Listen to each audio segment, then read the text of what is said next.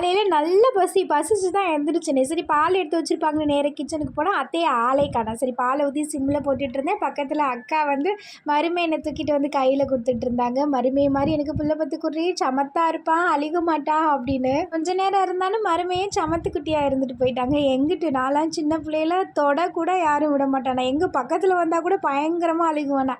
செல்வா அதுக்கு மேலே சம்மந்தமே இல்லாமல் நைன்னு அழுதுகிட்டே இருப்பான் அப்படின்னு அப்போ தான் அடிக்கடி சொல்லுவாங்க. நம்ம சுட்டி எப்படி இருக்க போகிறாங்கன்னு தெரியலையே. நம்ம எந்திரிச்சு அங்கிட்டு இங்கிட்டுன்னு தெரிஞ்சதுலேயே கொஞ்ச நேரத்துலேயே பசி தன்னாலே காணாமல் போயிடுச்சு. சரி இருந்தாலும் பால் ரெடி ஆயிடுச்சு. நான் பால் எடுத்துகிட்டு அத்தா அப்பத்தா எல்லாருக்குமே டீ போட்டு கொடுத்தாச்சு. அப்புறம் ஒரு 9 மணி போல் இன்றைக்கி தோசை தான். நேற்று வச்சுருந்த மீன் குழம்புமே இருந்தது, சாம்பாருமே இருந்தது. எல்லாத்தையுமே அப்படியே ஹீட் பண்ணிட்டு எல்லாருமே சாப்பிட்டாச்சு. மதியத்துக்கு குழம்பு இருக்குது. அத்தை வந்து முருங்கைக்கீரை மட்டும் அவிக்கலாம் அப்படின்னு ரெடி பண்ணிகிட்டு இருந்தாங்க. நேற்று அத்தை பீரோவில் க்ளீன் பண்ணியிருப்பாங்க போல். அதில் நிறைய சரி முந்தி அடிக்காமல் இருந்தது. அந்த சாரி எடுத்து கொடுத்தாங்க. அப்புறம் நிறைய சால்வாலாம் வச்சுருந்தாங்களா. இந்த கலர் எனக்கு பிடிச்சிருக்குன்னு நானே எடுத்துக்கிட்டேன். இது நம்ம அப்பத்தாட்டு சாரி சும்மா எப்படி இருக்குது அப்படின்னு வச்சு பார்த்தேன். பரவாயில்ல, கொஞ்சம் நல்லா தான் இருந்தது. இன்றைக்கி நம்ம ஃபேமிலியில் ஜெர்லின், ஹாஃப்ரோன், பதூர், நிஷா, மஞ்சு, லியோ, கௌசிக், கயல், ஏஞ்சல் அவங்க எல்லாருக்கும் இனிய பிறந்த நாள் நல்வாழ்த்துக்கள். எல்லாருமே எப்போவுமே ஹாப்பியாக இருங்க. வீடியோ பிடிச்சிருந்தா லைக் பண்ணுங்கள். Bye bye.